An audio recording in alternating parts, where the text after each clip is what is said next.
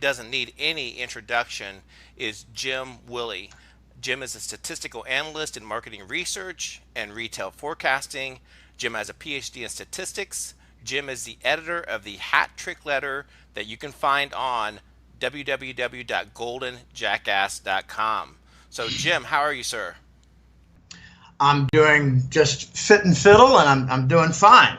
Excellent. Excellent. We actually have a break here. It's been about 10 days with almost no rain in Costa Rica, and we're in the middle of the rainy season, so it's really nice to see the sunset. You know, afternoon of sun, and get out there and take a walk, take the hat off, take the shirt off. Anyway, I'm doing fine. Spirits are good, and we got so much happening now. And if you're looking for a list of key events, key factors, it's hard to make the list under 15 items. 15.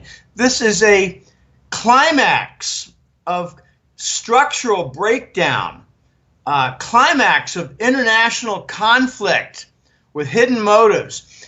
Everything is fracturing. Everything. And it's amazing that so many people are asleep and their reasoning is so simple, simple-minded. They say, the stock market's doing well. Everything's fine. Right. They don't even know who's buying the stocks. Exactly. Well, let's jump right into it because I completely agree.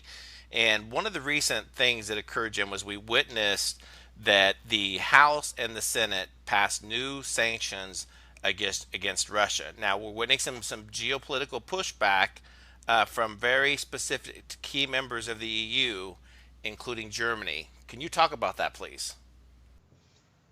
Yeah, we just had a revelation about a week ago that the Democrat National Committee hired a consulting group to produce the false Russian stories. And that's an amazing incident. There should be arrests, but it's not how things work in the fascist state. It's about power and clinging to power. But this Russian blame game just will not go away, and its roots, I don't want to get sidetracked off the answer, but the roots are simple. The Rothschild family in Europe and England do not want Russia to make tight economic connections with Europe that sustain a financial structure coming into place. Therefore, we had the Ukraine war, which was a State Department, U.S. government State Department project run by Victoria Nuland. It cost $5 billion, and amphetamines played a very important part during the rioting and the coup. But the U.S. fascists, the neocons, neoconservative, why such a nice, sweet name, neoconservative? Gee, that sounds nice. It's neo-Nazi. It's fascist. These are the fascists. And it's amazing Americans cannot define fascism. My brother doesn't recognize the fascism, and he has a Phi Beta Kappa degree in economics and political science. I say to him, John, you don't recognize the fascist state? Well, not really. Okay, so the U.S. government decided to take one more step and to impose sanctions on Germany and its companies involved with the Russian Gazprom gas pipeline called Nord Stream 2 that goes under the Baltic Sea, and parts of it in the winter are frozen. So this is an underwater supply line from Russia to German industry. Germany needs this for their industry. So the U.S. said any company involved in the construction or the finance of Nord Stream 2 is going to be subject to sanctions and fines by the U.S. government. I have a very simple question. Since when does Washington have jurisdiction over the German state? Exactly. They don't. Therefore, Germany is now pushing back, saying, wait a minute. First, you tell us a couple months ago that we have to pay bigger bills for NATO, so we'd rather back down on our obligations for NATO. Now you're overstepping your bounds by saying you're going to fine our German companies for being involved with finance construction of Nord Stream 2, we're going to say foul, and we're going to start sanctioning your American companies in Germany doing business if they do anything we dislike. So now what we've got is a realization coming to pass of a forecast I made about 2 years ago, maybe a little like 18 months ago, 2 years ago. I said eventually the key European member nations will ignore the sanctions against Russia. They'll just go ahead and do what they think is the right thing to do for the betterment of their economy and financial system, to preserve jobs, to keep their economy running. And here's where it gets absurd. The United States is saying to the Germans, take U.S. gas supply. It will cost more, and it's inadequate in volume, but we're friends. Now, that's just lunatic. The Germans are saying, no, we don't want to pay more, and you don't have adequate volume, so get out of our face. Okay, now, what's the upshot? Bigger level. Germany is realizing the United States and their fascists are trying to run Europe and run Germany into the ground. The German companies don't like the trade union that Obama tried to promote, the transatlantic trade partnership. And the result is going to be more formal and developed ties with contracts and agreements and cultural exchange and the whole works between Russia and Germany. There's been significant damage to the trade, but the German companies have done something clever in the last 3 years. They set up subsidiaries. Pardon my voice. I'm believe it or not, it's been over 2 months since this flu and bronchitis. I'm doing very well now, but I've got a little bit of alteration to my throat, and I'm hoping that things get back to normal, with phlegm levels and raspiness and need to clear the throat. My voice is not 100%, my throat's not 100%, but my brain is doing just fine.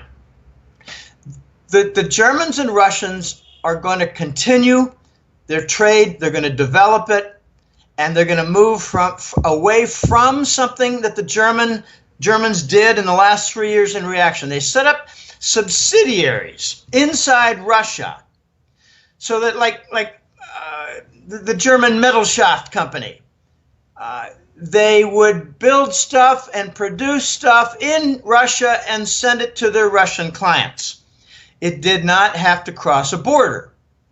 So there was nothing illegal about setting up subsidiaries in Russia. The only obstructions was with trade. Another hole in the sanctions. My God, the biggest hole in sanction history was the Obama idiots who set up the Iran sanctions and said that the Iran central bank could not receive funds from European companies or countries, like with oil trade. But they left out the big Iranian banks. So the big Iranian banks took the gold that India sent them for the Iranian oil. And the Indians sent it to the big Iranian banks, which passed it on to the central bank. Again, Obama was an idiot in foreign policy, and every single foreign policy initiative has backfired and turned into a massive failure, despite all the chest pounding and hoopla.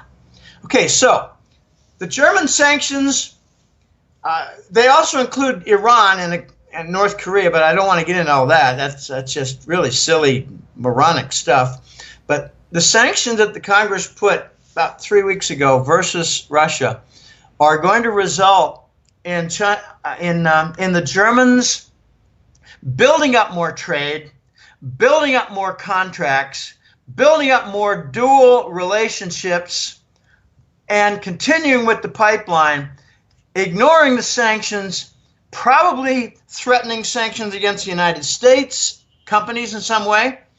The agents doing bidding for Washington neocon fascists. And it could actually bring about the fracture and splintering off of nations within NATO.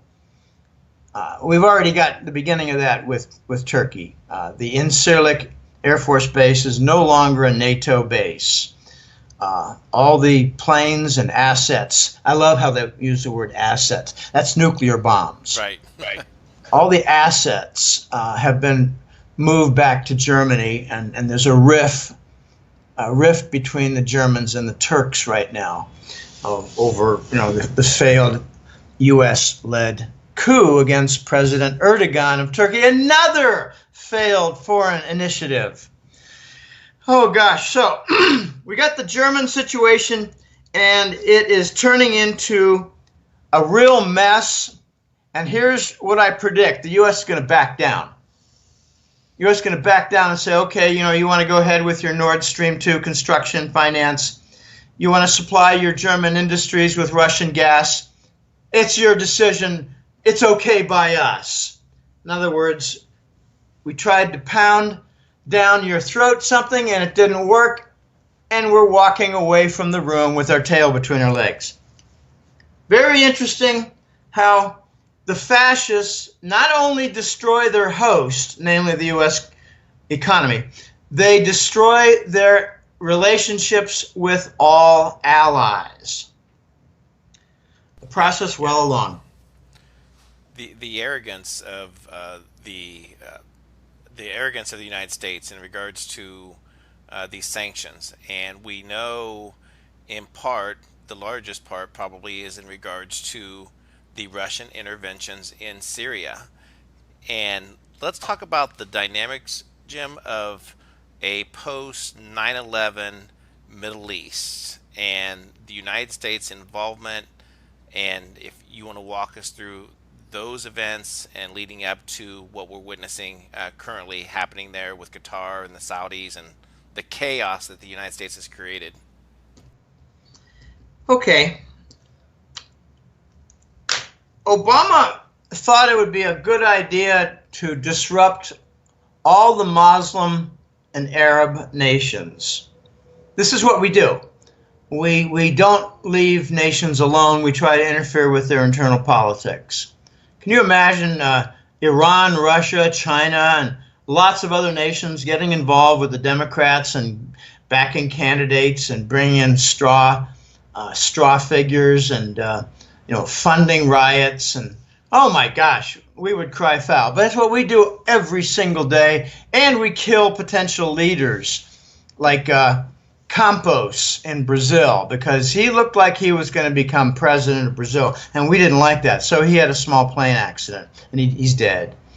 Okay, so Obama thought it would be a good idea to do what he called the Arab Spring. We had the color revolutions in Eastern Europe, most of which were a failure.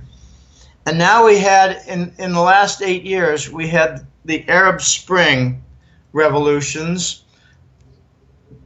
I have one contact with government experience, and he told me something. He said, Jim, this is a better way of interpreting the Arab Springs.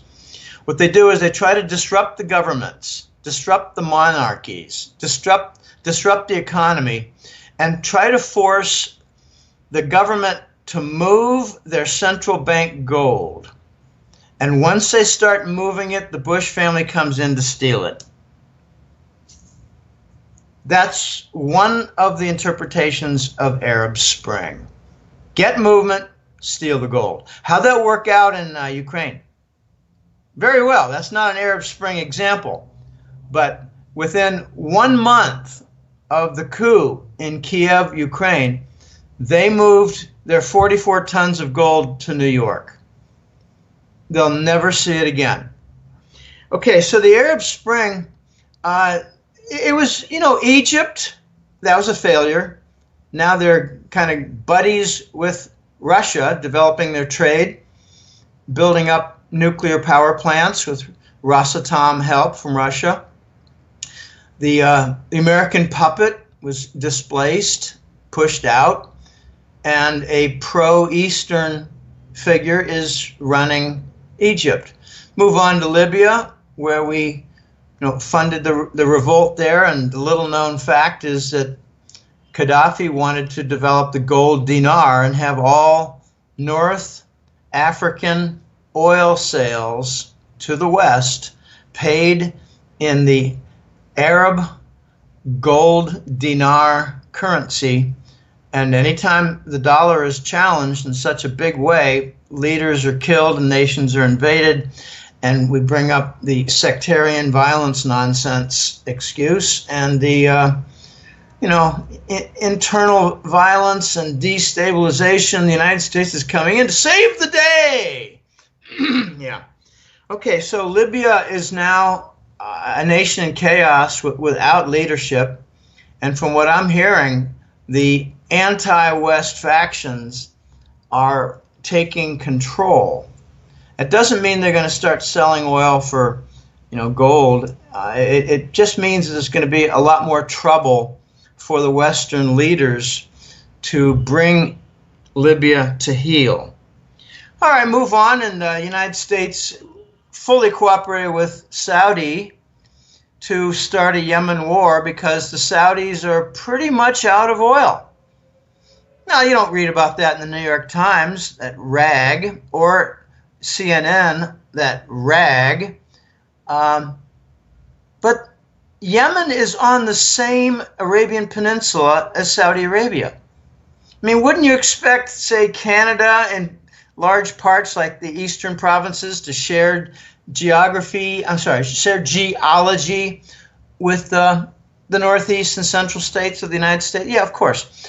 All right, so the Saudis have been lying about their spare capacity, lying about their excess reserves. I'm talking about oil. And wherever you have oil, you have gas, because it's kind of, Mutt and Jeff there. They work together, they appear together, they live together, they develop together. So the United States said to the Saudis, go ahead, buy some more weapons from the U.S. military establishment, have your war in Yemen, and we'll help you to bomb hospitals and schools and marketplaces. Then the United States organized something with the Saudis to pay a bribe to the United Nations to look the other way on war crimes.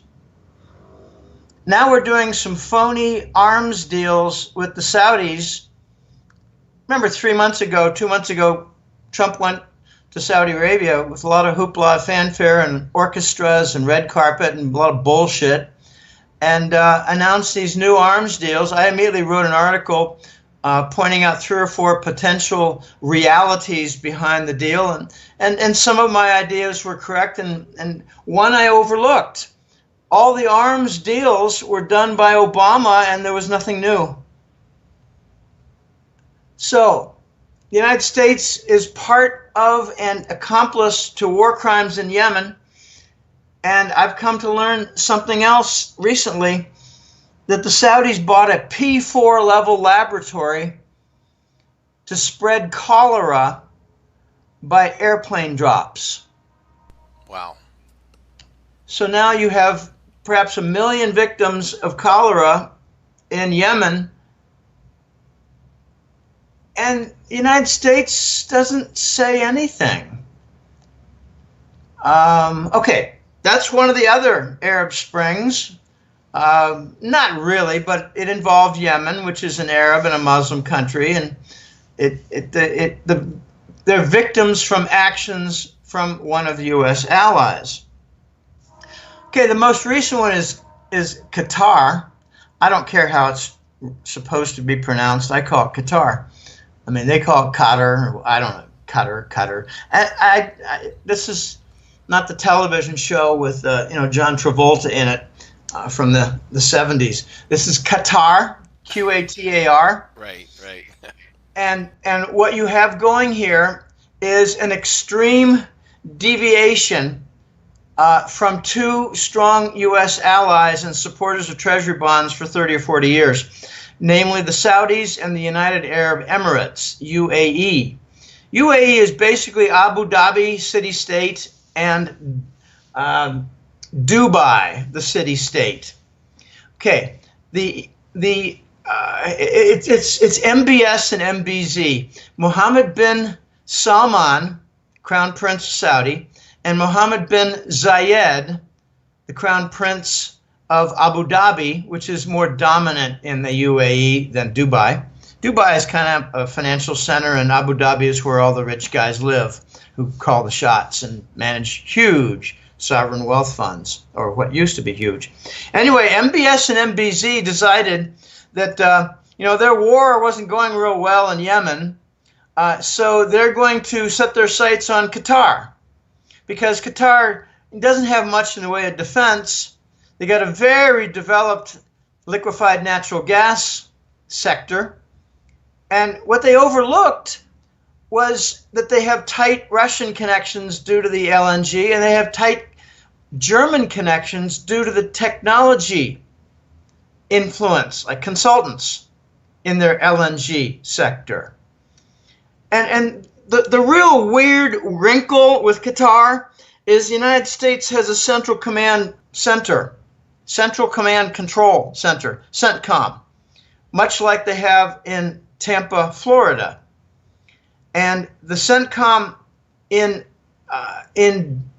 Qatar controls all U.S. military activity in the Middle East, including Syria, but also Ukraine, and also Afghanistan. So it's kind of a big CENTCOM, maybe bigger than Tampa, but Tampa and Nevada is where we have all the controlled drones and all those weapons that are managed by computer screens and killing civilians as long as we possibly get a real target. That's okay. Civilians might grow up to become terrorists. That's the new line of thinking now. So Qatar is not going to bend. Qatar has extensive multi-billion-dollar investments in France and Germany. They're not going to bend. They're not going to just give in and say, all right, whatever you guys in Saudi and UAE want, we'll do, no problem. No, they're going to say, screw off. And now you're seeing the Saudis back down. They had a list of requirements. Now they changed to a list of requests, and now they're calling them points of interest or some silly euphemistic nonsense. Okay. Qatar is critical because they changed their minds and decided not to go any further, not to back and not to invest any further the Saudi gas pipeline. Instead, they're going with the Iranian gas pipeline and will continue their giant project called North Dome by Qataris and called South Pars by the Iranians. It's a gigantic gas deposit in the Persian Gulf, and it will be a key part to the supply line of the Iran gas pipeline that Qatar has signed up with Russian support. Saudi doesn't like that, so they called Qataris terrorist supporters. Imagine that. The largest terrorist nation among the Arabs is Saudi. It's so weird now, CJ, that Langley had a deal a year ago, 2 years ago, where a certain prince was lined up to be the crown prince. In other words, when the king dies, the crown prince takes the throne. And Langley had this arrangement. And Mohammed bin Salman, MBS, came in there and upset that understanding and situation and line to the throne. Langley wanted the other prince to remain crown prince because he was not in support of ISIS terrorism, was not in support of exporting like Muslim Brotherhood terrorism to Egypt and other activities in the Arab world. The irony is thick because ISIS is a Mossad and a Langley project. And Putin revealed that so thoroughly about a year ago at a G7 meeting with a Microsoft PowerPoint dog and pony show of all the finance connections between the U.S., Israelis, and the Swiss banks funding ISIS. So Arab Spring has turned out to be a failure in every single nation.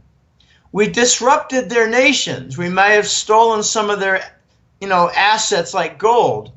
But every one of the nations now has tighter connections with Russia and China and Iran. So once again, every foreign policy initiative since 9/11 has been a massive failure, an emphatic failure, very much in keeping with the fascist theme. The fascists kill their host, and they wreck their relationships with allies.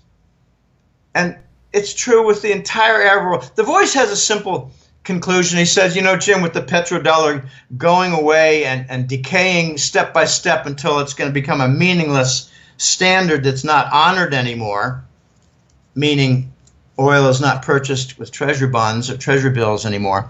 When that happens, he said, just about every single Arab monarch, Arab oil monarchy will fall. And he gives the example of Oman being the only one that does not. I think because they developed good relationships with other nations like Russia, China, and Iran, and also they diversify so they're not overly invested in treasury bonds, the dollar-based government debt. So Arab Spring has been a failure, and most of the nations involved in their disruptions have turned to Russia and China as a more stable player on the geopolitical stage. And that's where we stand today. I think one of the big events coming up, and it could be next week, it could be next month, could be before the year is over, could be, I don't know. I think it's going to be before this year is up. The Chinese are going to win a deal where they are able to pay for Saudi oil in RMB, their domestic currency, and not use the dollar anymore. The Chinese are really angry and irritated that for the last 2 or 3 years, really ever since the Ukraine war and all that nonsense about blaming Russia, the Chinese have been irritated that they are buying oil on the international market and paying dollars. They don't want to use dollars. They're using their treasury bonds to, buy up assets around the world, including U.S. urban commercial properties. You make a list of the top 12 U.S. cities, the Chinese own 30 to 35% of all those cities' urban commercial buildings, commercial properties. So they're very big in there, and they're working closely with Wells Fargo. It's very clever what they're doing. They put up treasury bonds at Wells Fargo and say, we want to borrow 10 times the amount of this collateral. And you think Wells Fargo can say, sorry, your collateral's no good? They're treasury bonds. U.S. government doesn't like it. They can't stop it. So China continues buying up U.S. commercial urban property. Oh, my gosh. So when the Chinese win the right to buy Saudi oil in RMB terms, you can pretty much say, got a handful of nails there to put the coffin nice and shut for the petrodollar. Bingo. And that's when I think the shitstorm begins to accelerate in a very noticeable way. Jim, in regards to the picking up just a tad echo. In regards to the Saudi Aramco IPO, does that even matter anymore in terms of the players? We're watching, London, we're watching the United States all try to wager for this IPO. What direction do you see that IP going in, or does it even matter? Oh, I think it matters a lot. First of all, it matters with the fraud. Western analysts are very good at putting a value on a proposed IPO. They got a lot of experience. Compare Aramco to Rosneft and Exxon. Okay, that's just for starters. And what they concluded was the Aramco total value is 4 to 5 times less than what the Saudis state. And that does not even factor in the lies on the still available Saudi oil reserves. In other words, they say the company is worth 4 to 5 times less, and they haven't factored in all the oil that's not there in the Saudi deserts. They lie. They've been lying for a long time. In the 2000 decade, in the late 90s, it was Saudi's spare capacity might come online, meaning their existing oil production might start pouring out oil, and that pushes down the oil price without doing anything. In other words, talking down the oil price. Okay, they've been lying for a long time. They don't have the reserves. The Gawar oil giant, the elephant field, is producing 98% water. It's called the water cut. You know, you pump out oil and you stuff down water to maintain the pressure so you can pump out a little bit more oil in the next year. Okay, the Aramco deal will point out the fraud of the Saudis. And that's very important, because if the fraud is well known, then the dollar is going to take an impact, a hit. Because if the dollar's best friend is the Saudi oil producers and they're declared fraudulent and their reserves are declared as lies, then one more little plank in the petrodollar system is taken away. But here's how I think it's going to be very interesting and full of intrigue. I think the Chinese are going to make an offer for a piece of Aramco. They're only putting up for sale 10% of Aramco. I think the Chinese are going to overpay on a piece of Aramco so that they have leverage later to use it for paying for Saudi oil in RMB terms. They're increasing their leverage every month by buying a little bit less of the Saudi oil. They're buying instead Russian oil and Iranian oil.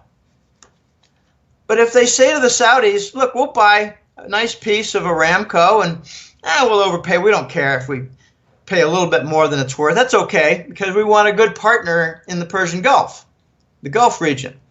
I still call it the Persian Gulf. All my life I've been calling it the Persian Gulf, but they want to be called the Gulf. Well, there are more than one Gulf in the world. Very narcissistic of the Arabs. I mean, how about the Gulf of Tonkin? No. Yep. Anyway, I could go on. So the Chinese are going to use leverage with Aramco to win the right to buy Saudi oil, and they're going to increase their Saudi purchases and pay for it in RMB. There are going to be 2 consequences from that within the oil world. There are going to be hundreds of consequences generally, geopolitically. Pardon me.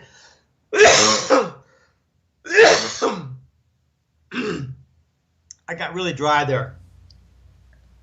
No, you're fine.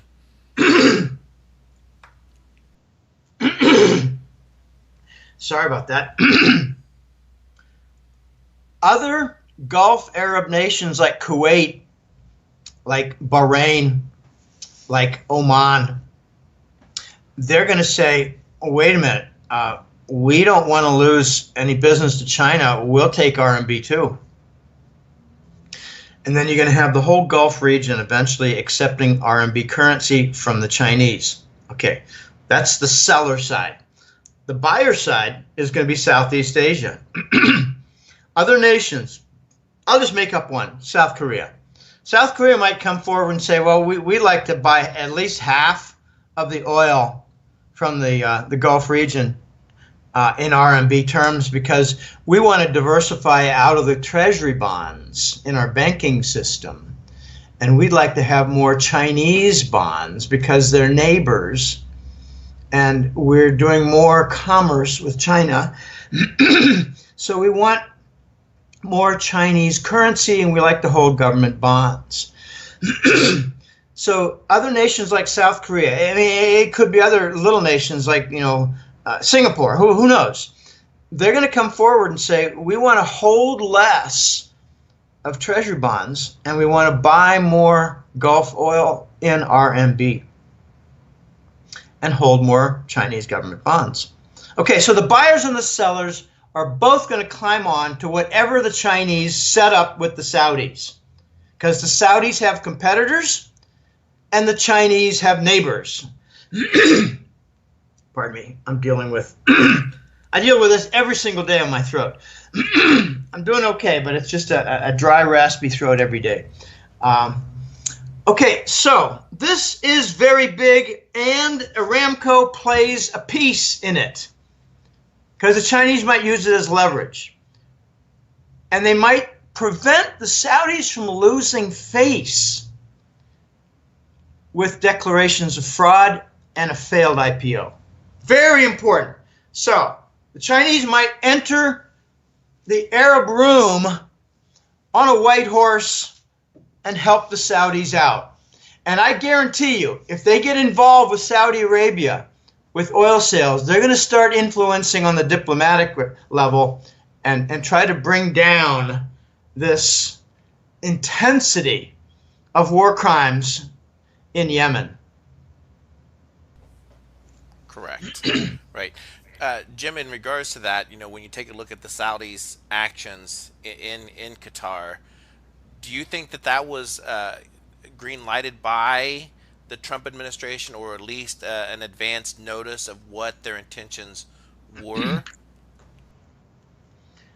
I don't really know. I think the United States, I'm not really sure that the direction of your question there. Is your question, does the United States understand everything the Saudis are doing?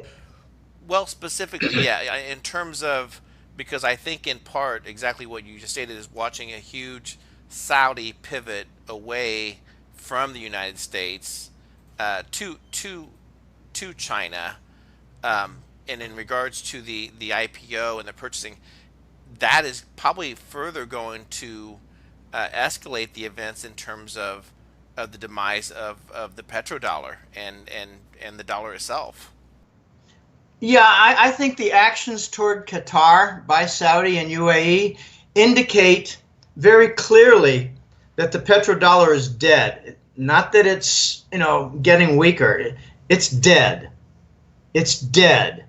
And further evidence is the OPEC meetings recently and the accord that they had with the Arab men wearing robes in the same room. I hesitate to call it an Arab meeting.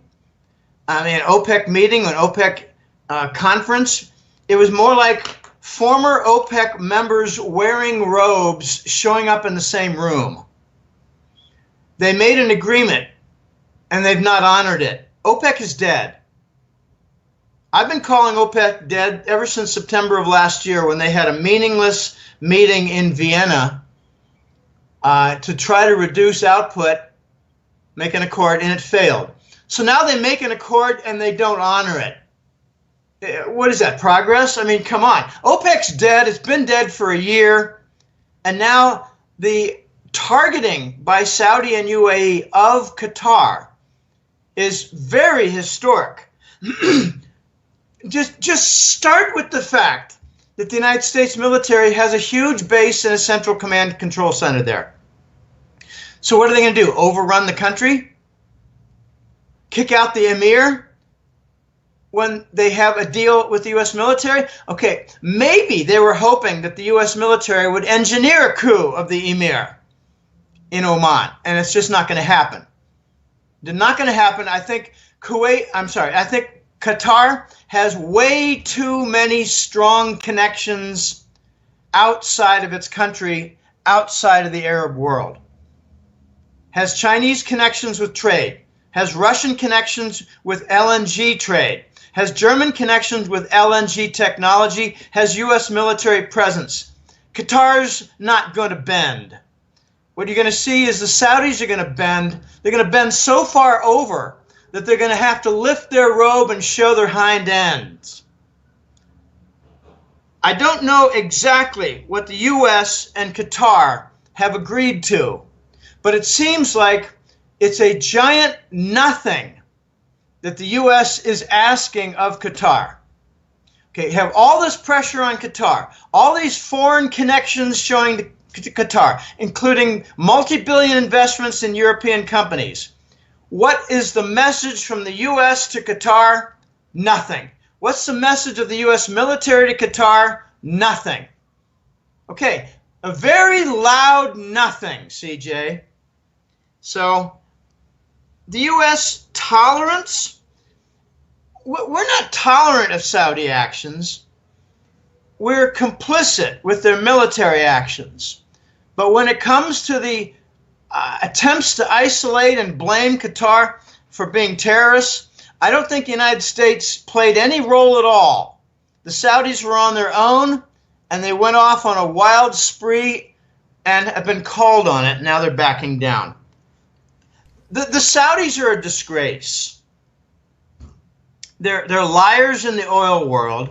They're war criminals in Yemen, and they're fraud kings with Aramco. They're liars for the longest time, and vengeance. The joke is on them. Okay, I'd like to mention just briefly in closing this particular topic that the Saudis have been running absolutely gigantic trade surpluses based in oil sales for 40 years. Yet we're led to believe they have a mere $160 billion worth of treasury bills, treasury bonds, total U.S. Treasury, total U.S. government bond holdings. I don't think so. No, it's more like 3 to 4 trillion. I mean, can Americans do math anymore? Wow. I mean, can you multiply 30 years, which is 360 months? Can you multiply that by, even a simple $100 billion trade surplus from oil in a single year? It's 3 to 4 trillion. So where is it? The TIC report, the Treasury International Capital Report, had a nice little deception in there for the longest time, like 2 decades. They called it OPEC oil exporters, and they put the treasury bond holdings in that category. But last year we decided to separate the Saudis. Well, why was that? I have a simple explanation. Because the petrodollar is dead. The Saudis have 3 or 4, maybe even 5 trillion in treasury bonds. And I think part of the scummy, dirty deal set up by Kissinger as the Rockefeller agent with the Saudis was, you sell oil in dollars and only dollars. We will require the whole world to do the same. And your bank reserves will be loaded with treasury bonds that you will not dump. So you receive treasuries for your oil, and it never gets converted out of dollars. It stays in your banking system. That's going to be called the petrodollar system. And on a little side deal, we want you to buy boatloads of U.S. military weapons, and we will make sure that you have conflicts all over the place. Okay, that was the petrodollar deal. Okay, that's all pretty much dead. But part of that deal was you must fund the U.S. Department of Treasury Exchange Stabilization Fund. We need many years, several years to get the first trillion in there. And it's going to be Saudi property, Saudi asset, but it's going to live and stay under U.S. government control of the Department of Treasury and the Exchange Stabilization Fund, which has its mitts in just about every major financial market, bonds, stocks included, both. In the last 2 years, the Saudis have come to realize that their $3 trillion in treasury bonds they will never see again is too important as the core for the U.S. government's control center of financial markets. It's worse than that. All that UBS Swiss bank criminal charge nonsense, all that Credit Suisse bank criminal nonsense, all the U.S. government fines and fraud charges and income tax dodging charges and Iran sanction violation charges for UBS and Credit Suisse, it was all a smokescreen. I asked the same question as before. Since when does the U.S. government have jurisdiction over Swiss banks? They don't. So the Swiss are complicit. What were they doing? What was their project? Very simple. Get control of the Swiss banks, control the bullion banks, and steal Arab gold. So for the last 3 years, we've been sequestering and holding forever the Exchange Stabilization Fund of $3 trillion in treasury bonds and stealing the Arab gold, probably on the order of 1,000 tons. So the Saudis, if they have their eyes open, are realizing the U.S. is not our friend anymore. We're victims of their pilferage. So maybe that explains why they're attacking Qatar, that has a government U.S. military facility there. Their action against Qatar could be an admission that they know the Americans are not their ally anymore, which makes the Trump visit and the billion-dollar golden sword all the more ludicrous. Boy, oh boy. I mean, every single U.S. foreign policy initiative is an utter joke and failure, full of lies, deceit, pilferage, and weapons movement. One of my simplest explanations of the weapons deal with the U.S. and Saudi was so that the U.S. could resupply ISIS. I mean, this is just ugly stuff, CJ. Yeah, absolutely. And in regards to that, let's talk a little bit around the domestic dollar, gold-backed trade currency. What does that look like, and how will that affect America, Jim? You mean the new Scheich dollar, the domestic-only dollar? Correct, yes. I gave it the name New Scheich dollar back in 2014, and I kind of chuckle every time I see it in some financial analyst's essay or other, public piece. It's a new dollar. It's not going to be connected to the old dollar. And it's a Scheich dollar because it's going to be recognized as a third world currency. Scheich is German for not just shit, but garbage, rubbish, flotsam, jetsam.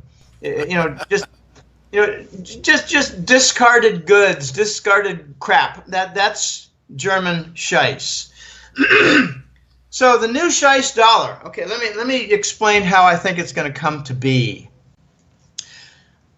If you look at the global reserve currency, and that whole structure has two sides. This is what the dollar is. It's a global reserve currency. And when it gets used, it's used as the global currency reserve, and it's the U.S. economy's currency. No other currency in the world has both distinctions. For a little while, the euro did. The euro was in banking systems as reserves. The euro was used, for instance, by Saddam in oil sales. So, that got halted quickly as the nation was declared a terrorist center and got invaded under false terms. The global currency reserve status and structure has two sides. Trade is settled in dollars, starting with oil, which is the biggest item in international trade. So, oil sales in treasury bills, grain, cement, coal, container vessels, they're settled in treasury bills. International consulting contracts, like between, say, India and Saudi, they're settled in U.S. dollars also. So international trade is settled in dollar payments. That's one side. The other side is banking reserves and asset management. Take, for instance, South Korea. I like them. They're a good example. They're not the biggest player in Asia, but they're a significant global exporter, and then they have surpluses. Their banking system is predominantly treasury bonds. And I think they're making moves toward Chinese government bonds and maybe quietly toward gold bullion, but who knows? Someday we might know. Usually those details and data are kept as trade secrets. The point is, banking systems in individual countries around the world are dominated in their core assets by treasury bonds. That's the way things have been now for 30, 40 years. So if a country like South Korea wants to pay for a big oil shipment coming from the Gulf, or any other country, they quickly convert to treasury bills and pay in dollars, but in treasury bill form. Treasury bill, just a short-term treasury. Look at what the U.S. controls. The U.S. is much more in control of financial markets and military. So financial markets can dictate the value of the treasury bond. Just look at QE, look at derivatives like interest rate swaps, and they can bring about just about any bond yield that they want on the 10-year treasury. Anything they want. So movements, this is a joke of mine, but it's based in fact. Any movements in the treasury bond are the result of desires from insider trading. So they decide they want the 10-year to move from 1.8 to 2.6 in the next 6 months. So they put on their trades, they put on their big shorts, they put on their TNX trades, they put on options, they put on futures, and they put on futures options, and then they let it move according to how they push it. Okay, so the point is that the West, with the United States, controls the financial markets. They control the banking centers. They control SWIFT movements, bank transactions, country to country, bank to bank. So if the East, that is not fully in favor of the dollar anymore, wants to flex their muscles and bring about changes, they're not going to do it in the financial markets with the gold price or the treasury bond price or the S&P or the Apple share price. Or the Google share price, called Alphabet now. That's just a conglomerate that includes Google. So what would the Asian and Eastern nations use to change the status quo on the dollar with its global currency reserve status? They would use trade payments. And they would start to rumble and say, well, we got to deal with China and Brazil, and we're not going to use the dollar. We're going to use RMB, and Brazilians are all right with that, and they're going to just have a little bit more RMB usage in their banks. And of course, the United States can reply by saying, all right, we're going to have another small airplane crash, and it might be a central banker this time. That's how the U.S. operates, with all plausible deniability on the murder. We're using murder and war to defend the dollar. It's really quite sad and pathetic and tragic. So the Eastern nations are saying, we're not going to use the dollar as much anymore.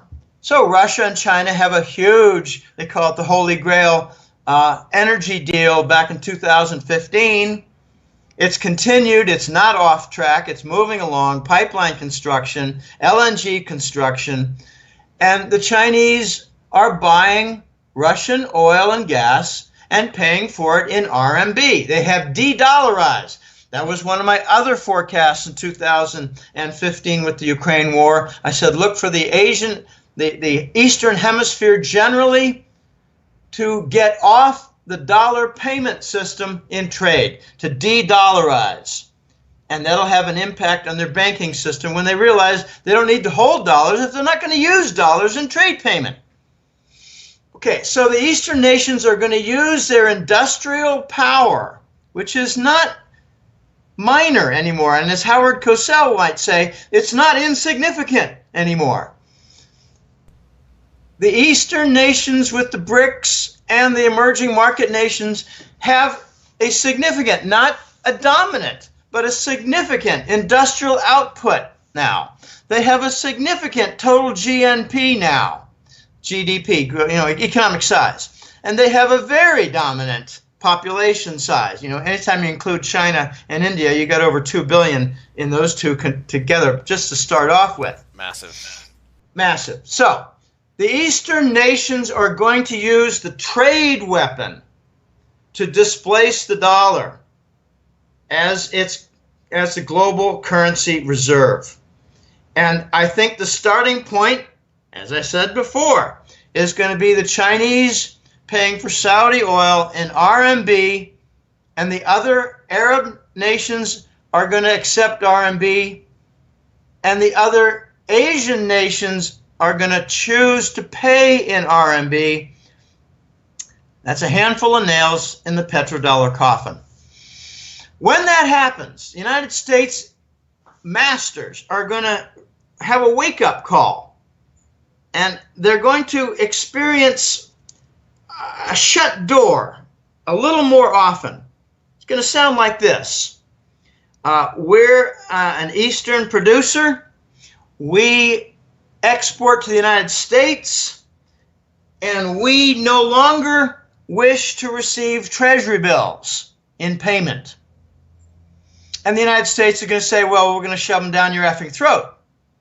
And if you don't accept them, Korea, we're going to have a terrorist incident in Seoul, your capital. And we're going to blame it on Muslim terrorists, which we will hire. And the Eastern nations are going to say, well, okay, but we want some non-dollar payment. And compromises will be worked out. And eventually what you're going to get is more and more nations are going to refuse the treasury bills, and less volume internationally for U.S. imports are going to be conducted in treasury bills. And eventually the United States is going to realize we don't have the luxury anymore of this global currency reserve. We need something to guarantee imports to the U.S. economy, because we're getting besieged by 30 different countries who don't want the treasury bills any longer. And, we don't know how long we can fight them off. We don't know how long we can threaten them. We don't know how long we can, win compromises, but the trend is clear. The treasury bill is not going to be accepted much any longer. And then you start to see the shortages in the U.S. economy, the supply chain shortages, because plenty of countries will just not accept the treasury bill. They're going to look to export to China instead. They're going to look to export to Iran instead. They're going to look to export to India instead. And they're going to be just fine with those countries in RMB trade payment. And the U.S. government maestros are going to conclude, we need a new dollar. We need a domestic-only dollar that does not serve the dual function of global currency reserve for trade payment and bank reserves in foreign countries. We need a domestic-only dollar. Now, don't get confused by the name of domestic only. It's just a label. What it means is it's the country's special currency, and it's not used by any other country, and it's not used on an international trade tables either. But there'll be plenty of new Scheisse dollars that are in hands in Mexico, in Europe, in London, in Canada. But it's going to be the domestic-only dollar. It'll be used to guarantee U.S. imports and to reduce the supply chain shortages. But when it comes, there's some that are saying that the Chinese and Americans have an agreement that's been in place now for a couple of years. The Chinese have told the Americans, prepare for your new dollar, your domestic only, because the dollar that's floating around in global circles cannot be used as your dollar anymore inside the United States, because you're not paying your bills. You got a credit card that never has a reduced balance, and the balance now is over 20 trillion.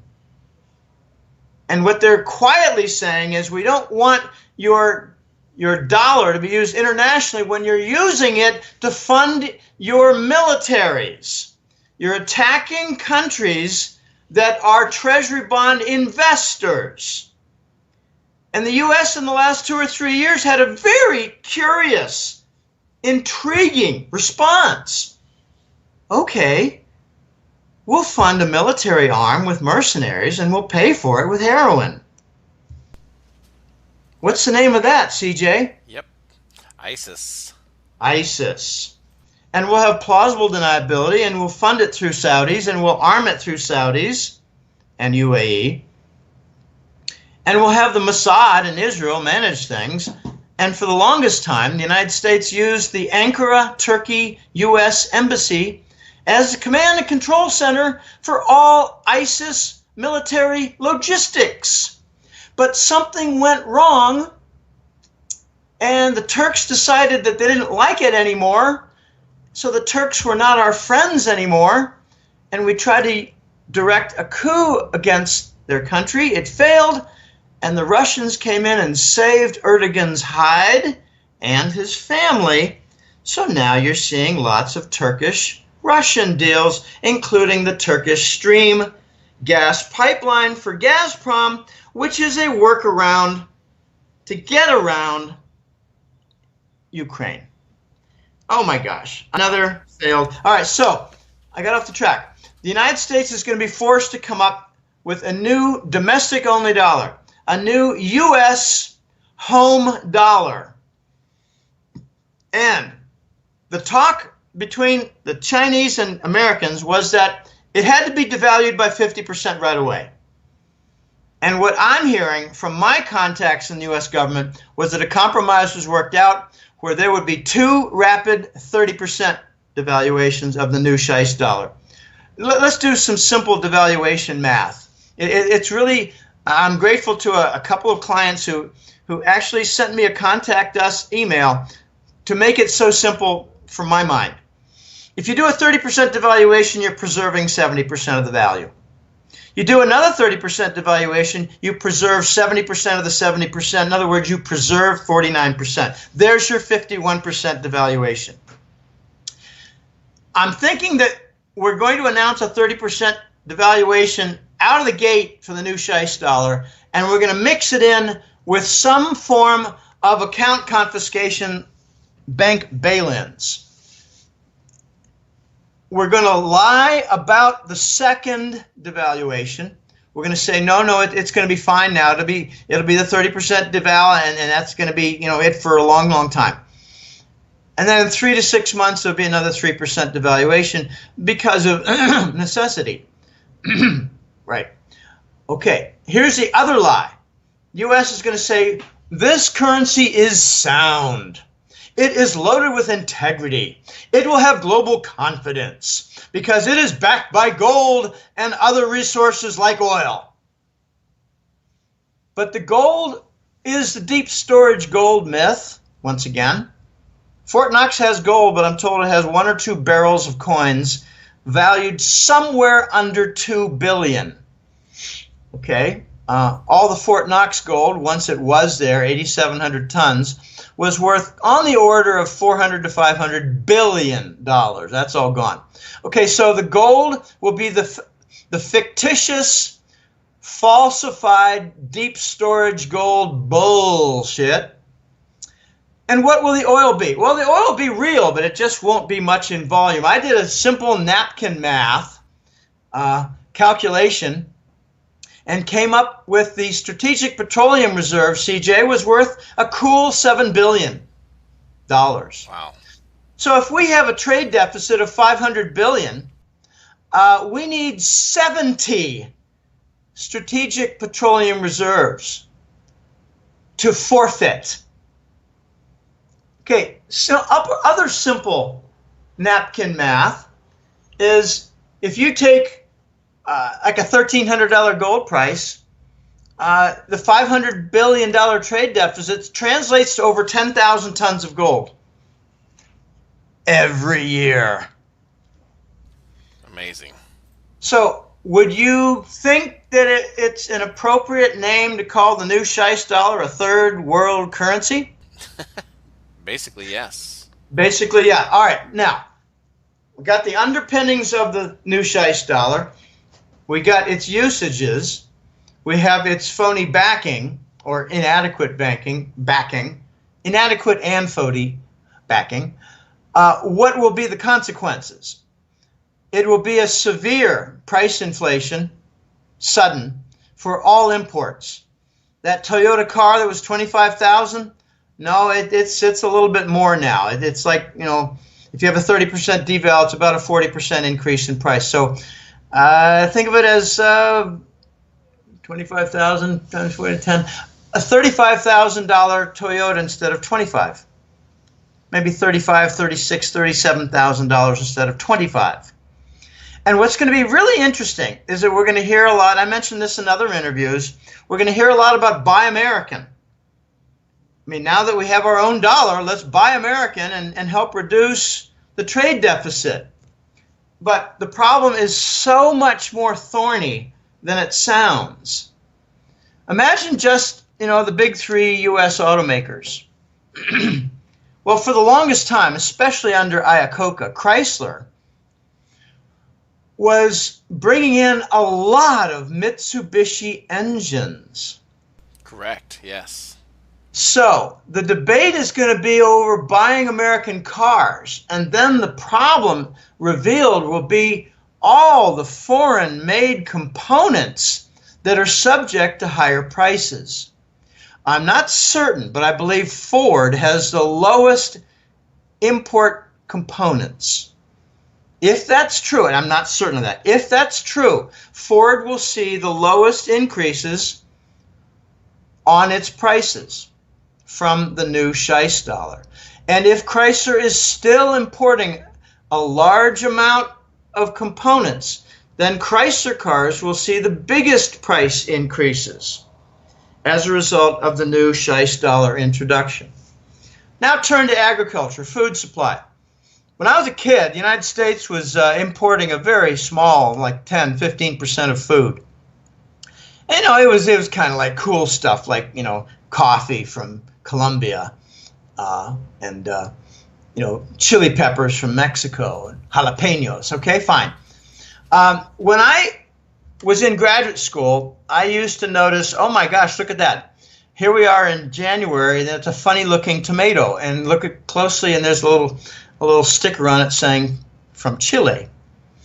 And then I started reading Wall Street Journal and Barron's a little bit more when I was in my first job in the 80s. And I realized, oh my gosh, the United States is very close to importing 50% of its food. And now we're importing more than 50% of our food. So the general food costs will see a near doubling. I'm sorry. Let me say that differently. I got that wrong. The food costs that are subject to imports will see a near doubling. And the general food bill will see a roughly 50% increase because tomatoes are coming from South America, onions are coming from Mexico. The new Scheich dollar took a 30% hit versus all of them. And everything we import costs more. Now mix your shopping basket with all those import items with the domestic produced items. It's about half-half. So the impact will be about half on the new Scheich dollar devaluation. Oh my gosh. You're going to see price increases everywhere. At the same time, many countries that broke away from the U.S. on exporting to the U.S. because they were bickering over the Treasury bill, they didn't come back. So you have some supply shortages. Price increases, supply shortages, and riots. That's going to be, social disorder is a nice way that the press likes to prefer putting it, you know. They don't like to say riots in America are coming. No, they're going to say social disorder from angst over increase in prices that are going to all be Russia's fault. The dog ate my homework. It's the Russians' fault. Yeah, right. Take a close look at the Russians' fault, and you find the Clintons' fraudulent activity and bribery and the Clinton Foundation fraudulent activity with murders, all linked with Russian activity. Not the murders, just the activity. All right, so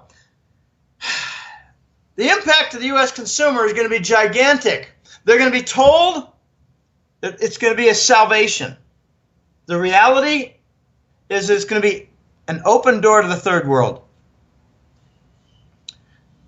Big price increases, in noticeable shortages, and where will the riots take place? At the gas stations, at the supermarkets for food, and the ATM centers for cash, because there will be less cash. Agree. I completely agree, Jim. In regards to that, in terms of this world that's being completely rearranged away from the U.S. dollar. In your opinion, is that what we're witnessing in terms of the deep state in regards to Trump? And will Trump, what will they use as a reason or an excuse for this happening? Obviously, they're not going to take responsibility for the demise of the dollar. Will there be escalation in North Korea, perhaps Ukraine, a Syria flare-up?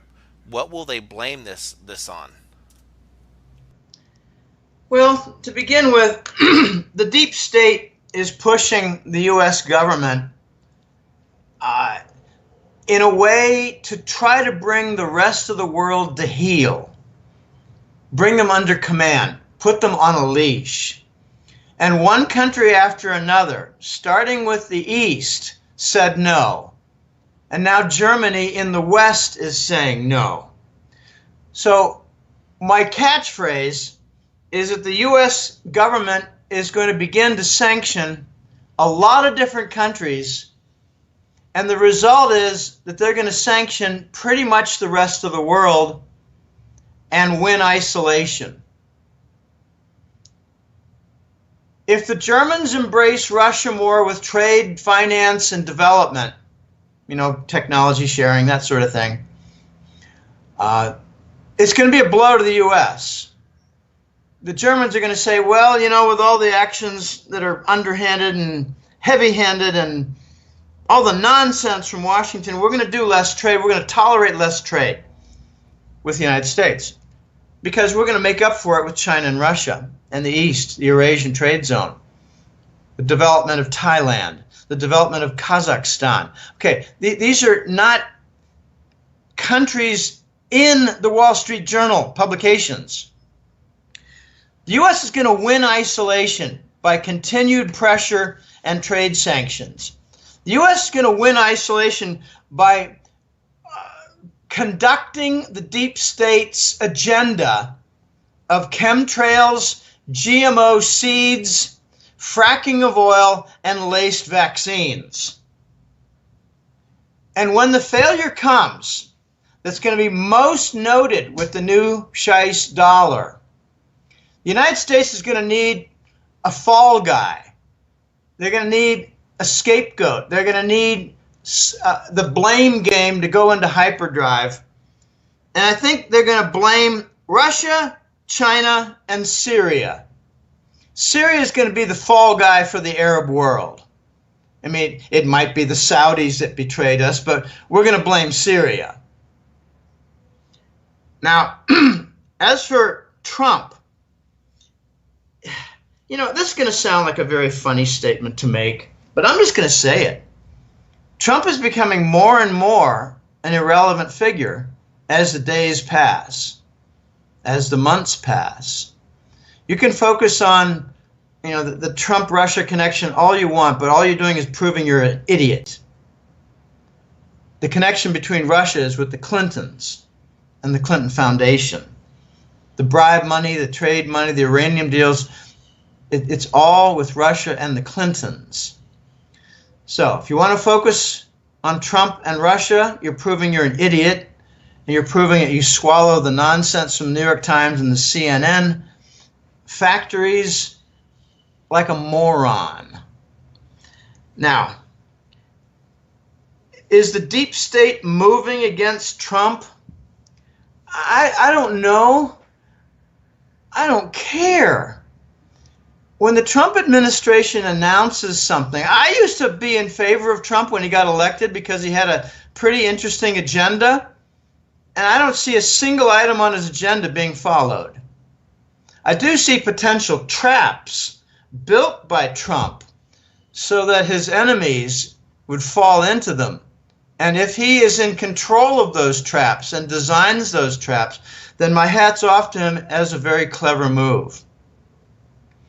If Trump, for instance, wanted to defuse the Russian factor by pushing Germany into closer trade unity with Russia, then he's a master tactician.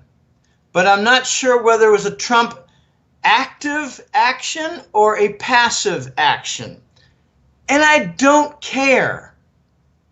I pay less and less attention now to Trump and the administration and decisions made, just like I did with Obama. Obama was an irrelevant mouthpiece for the deep state. He never made a decision. His Obamacare was an insurance company sector devised ploy. I don't pay attention to the Trump administration. Okay, when you have all these shuffling of people in chairs and posts, and the only thing I've paid attention to recently is how the Department of State seems to have been dismissed by Trump. I don't mean one or two, I mean the whole damn lot. And now it seems like we have a hidden Department of State that doesn't report to Congress anymore. I mean, the U.S. government is becoming a joke. I don't pay much attention to what the Congress does because it usually is centered on Russia, which has been proved not to be dealing with Trump, but to have been dealing with the Clintons. Correct, yes. So the Congress is irrelevant. The Trump administration is irrelevant. The Saudi arms deal was irrelevant. Nothing that either the executive or the legislative branches do is relevant. So I'm paying more attention to important things, like the Saudis winning the right to pay for the Chinese winning the right to pay for Saudi oil in RMB. I'm looking at important things, like the Germans moving closer to Russia and ignoring sanctions. Pardon me. I'm looking at important things. Pardon me. I have to cough, CJ. I'm sorry. No, go ahead. Yep, absolutely. No, and it's very interesting to point that out. Just in regards to Obama, I completely agree in terms of that he was just a figurehead, and you look at his actions; they were completely decided, by other, with Syria, everything else involved. Jim, in terms of your thoughts, any closing thoughts you'd like to share with our listeners, just want to kind of open the floor for you to discuss anything else or any closing thoughts, please. I have some closing thoughts regarding gold and silver as it relates to the new Scheich dollar and as it might relate to the new cryptocurrencies. They're not so new anymore. They've been around for several years. When the new Scheich dollar comes into play, it will be quite clear that there's a void in the global currency structures. For instance, people are going to start asking, what's the backing of the ruble? Well, it's probably their oil industry, but they also have significant gold reserves that they've been lying about. They have a lot more than they claim. When people ask, what's behind the Chinese RMB currency, the yuan? People are going to say, well, it's their industrial sector that's quite significant. It's their demand center from the growing middle class. Their middle class is bigger than the United States population. The Chinese have more people with the name of Chen, Cheng, Chuang, Chung, and Sang. Okay, all derivations of the name Chen, which is a derivation of the word king. They have more derivations of Chen than there are American citizens. Okay? The backing of the Chinese currency is their industrial sector, their middle class, and their gigantic gold reserves, which they've been lying about. The Russians and the Chinese each have over 25,000 tons of gold. They're not going to tell us how much they have. Chinese did something very clever a couple months ago. They said they're going to shut down marginal gold mines and begin to import more gold. No, let's translate that. The Chinese are going to continue with their gold mining, but the central bank and the sovereign wealth centers and the elite are going to buy that domestic gold production and take it off the market and force more imports to help break the Western stranglehold on the gold market. Okay, there are going to be more questions about what's going to be behind the euro. I was just told by a good, reliable client that what I had been describing as a Nordic euro is starting to come into view. But it will not be the Nordic euro. It will be the countries that I thought were going to be behind the Nordic euro, namely Germany, Austria, Netherlands, and Finland. They're all printing up their old currency. They're printing up currencies to replace the euro. They're going to adopt their old currencies.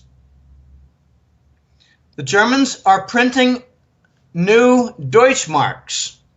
And the beauty of this, and the link with the old, my claim back in 2011 and 12 of the Nordic euro coming to pass, I thought it was going to be a gold-backed Nordic euro with those same four countries. But instead what you're going to get is those four countries are going to revert to their old currencies, and they're going to link themselves together. And the indication, this is confirmed by the same source, the indication, this is not, rock solid, is that those four countries are going to link themselves together with the future expectation of backing those four currencies with gold. And they're going to create a Central European monetary union. It's for Central Europeans and their stable economies, excluding the pigs, excluding Portugal, excluding Italy, excluding Greece, excluding Spain. Gold will be behind it eventually. I think the Chinese are going to announce a gold-backed RMB currency, and the Russians will be right behind them, a gold-backed ruble, while they're not using the dollar in trade payments or banking any longer. So this multi-year, I hate to call it a bear market, but decline from the 1900 level in 2011, which was largely engineered by the Swiss with their Swiss franc euro peg and the hidden component. It was really a Swiss franc euro and dollar triangle peg that punished gold.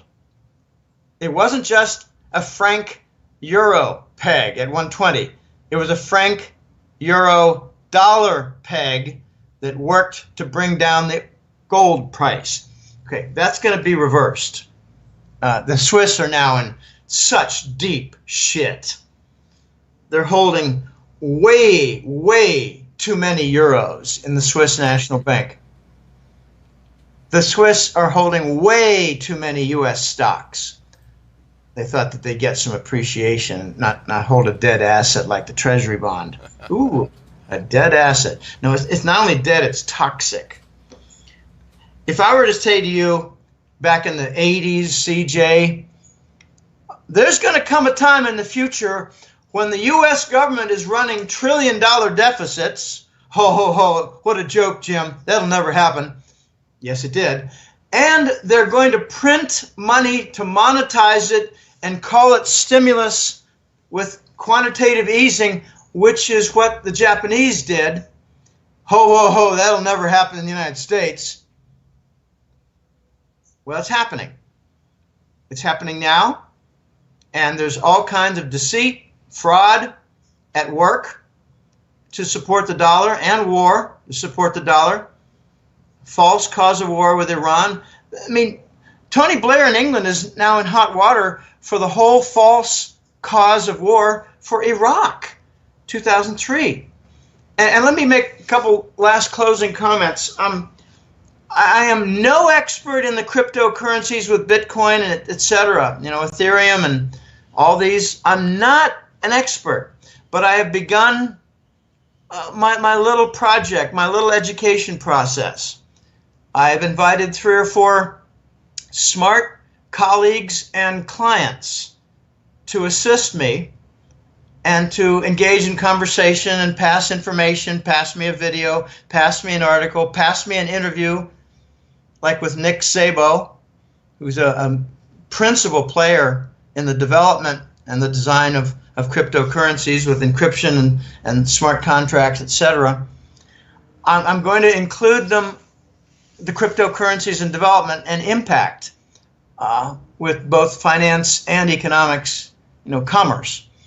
I'm going to include them in the hat-trick letter starting this month. But let me say this. The cryptocurrencies are decentralized, and the Rothschild central bank system doesn't like that. The cryptocurrencies allow for passage, transfer of funds across borders without approval or ferryman fees by the central banks. And the Rothschild central bank system doesn't like that. The cryptocurrencies are finding themselves more lodged within the blockchain, which is essentially a very secure and stable linkage of contracts and activity and payments that has the potential for, I won't say completely, but virtually eliminating fraud.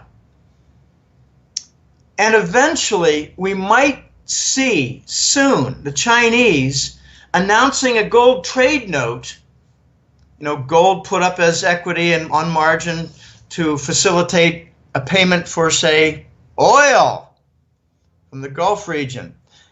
And the gold trade note will have gold put up as its core.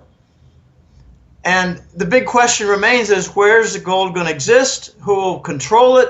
Who will assure its existence? Who will manage the equity placements, etc.? A lot of questions. But I think gold is going to find a marriage with the cryptocurrencies. I have a big question. When a coin is mined for Bitcoin, where did it come from? And I hear electronic work. Oh, and that's fine, because electronic work is a whole lot more valid than where did that new dollar come that the Fed just created. Exactly. It came from a keystroke on a computer approved by the central bank head and the board. Okay, well, as far as I know, we haven't created $24 trillion in cryptocurrencies like the Fed created in 08 and 09 for the Fed owners at near 0% to buy up the global assets after they crashed the system. So cryptos fare much better than existing currencies, and they're exciting. I find the whole blockchain to be exciting, and one of the really good examples I have of where the blockchain might have been a tremendous enhancement is for the MERS, M-E-R-S. It's the Mortgage Electronic Registry System that was used as a title database between 2001 and 2008 when it crashed. The whole system crashed. Well, the MERS title database was where, okay, let me give you an example. Morgan Stanley created a mortgage bond, and they wanted to use the secure stream from 100 mortgages. So they appealed to the MERS stream, grabbed the titles off the 100 mortgages, put those into the mortgage bond, declared bond, and everything was happy and everything was fine, and they sold the bond on the market, and the brokers made their nice fees, and another bond was born. But unfortunately, Goldman Sachs made another mortgage bond where of those 100 that were on Morgan Stanley's, 30 also appeared in Goldman Sachs and their mortgage bond. So they used duplicate fashion, the income secure stream in fraudulent fashion. Okay, if MERS had been set up as a blockchain for a secure string of contracts and title securitization and payments, the fraud would have been discovered in a matter of days. Instead, the MERS fraud turned out to be a multiple trillion-dollar fraud that helped to bring down the Western banking system. Okay, blockchain would have put out of business the fraudulent mortgage bond brokers in Wall Street. This is the threat coming. The blockchain and smart contracts with the tokens behind them. I'm not an expert in this, but I'm getting more exposure and knowledge. And I have a lot of questions still. I'm getting help. I admit my shortcomings, but I claim a little bit of knowledge now. After not a whole lot of time of learning, but learning from smart teachers. Okay, if the blockchain with smart contracts and encryption and logged in payments, if all this can be created and get adopted and thrive and spread, we're going to see a gigantic threat to the fraud masters in Wall Street banking and finance. This is what they fear. They fear honesty, integrity, and the building of the magic word trust. Because there's no trust in Wall Street, there's no trust in the bonds, whether mortgage bonds, they include fraudulent car secure streams for loans. There's no trust in treasury bonds with the fabricated bond demand coming from interest rate swap derivatives. There's no trust in the dollar. That's why the Eastern nations are working out alternatives, forcing the U.S. to come up with a domestic-only dollar. So I think we're going to see a marriage of some of the commercial methods and platforms in blockchain and cryptocurrencies, a marriage with precious metals. And the reason is simple. Sound contracts, honest contracts, are going to merge with sound money and honest money. This is coming, and anyone who thinks, oh gosh, I got to get rid of my gold, it's done nothing recently, oh boy, your timing just could not be worse.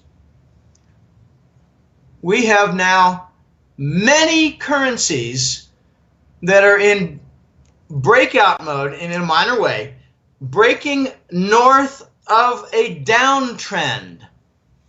All 5 BRICS currencies, Brazil, India, Russia, China, and South Africa, all 5 of their currencies are breaking north of a downtrend. That's amazing because, little South Africa, what a little shit country that's turned out to be. Under, what's his name, Zuma? Yep. What a joke. And what a joke India has become with their pressure to monetize the temple gold, with their attempts to abolish cash. Unilaterally abolish the high denomination rupee currency bill and declare it worthless. My gosh, it's just amazing that Modi, their prime minister, is still around. Okay, so the general comments, CJ, are that the changes are coming very rapidly, and so are the breakdowns. Take a look at Clif High and his, oh gosh, what's the name of his, I can't think. Clif. Half Past Human. Yes. Half Past Human. His linguistics analysis. It's not so much forecast as it is dominant themes that are appearing. and they're meaningful. It doesn't make them forecasts. They could be sidetracked. He's now just getting on the stump saying, we got breakdown everywhere you turn. And it's in the linguistics. It's in the language of the internet and email. Okay, so the breakdowns are happening. The financial breakdowns are happening. The market rigging is still very strong, but its breakdown, I think, will happen. And the winner is going to be gold, sound money, and silver, sound money. Whatever happens with gold, silver will tag along. Whatever gains gold has, silver's going to at least double the gains. So if gold goes up, 40% in the next 2 years, silver's going to go up 80 to 100%. These are exciting times, CJ, and we're just starting now. The big moves in the paradigm shift. Paradigm's not just a cool word with a silent G. It means that the reset, the global currency reset is coming. The global paradigm shift is coming. It's very near. It's not years away. It's months away. The global paradigm shift is for the East to take its place in global leadership with banking, finance, economic, and industry. Big changes are coming. And with the changes, the U.S. is going to find itself more isolated and at the risk of falling into the third world if they don't do some things very rapidly and effectively, namely reindustrialize. The most suicidal event I've ever seen in my adult life watching economics has been outsourcing of U.S. industry. I said back in the late 80s to good friends of mine, we're giving up legitimate income. What are we going to replace it with? And I heard everywhere, the finance sector is going to become dominant. Financial engineering. How'd that turn out? It broke down with fraud and just asset bubbles that burst everywhere. Okay. Well, thanks for having me on, CJ, and I hope people can go to www.goldenjackass.com, check out the free area. It's the main HTL page, and there's a lot of other interviews, links to them, public articles, links to them. But it's the home of the hat-trick letter that comes in the form of 2 monthly reports, the Global Money War Report and the Golden Currency Report. And I hope people go there and sign up for the newsletter, because we are on the cusp of unbelievable, powerful changes that have been building and have been interrupted by things like the Ukraine war and the Syrian war. The longer those wars are at a standoff, the closer we are to realizing the major global paradigm shifts. Couldn't agree more. So, Jim, want to thank you for a wonderful interview. And again, this is CJ with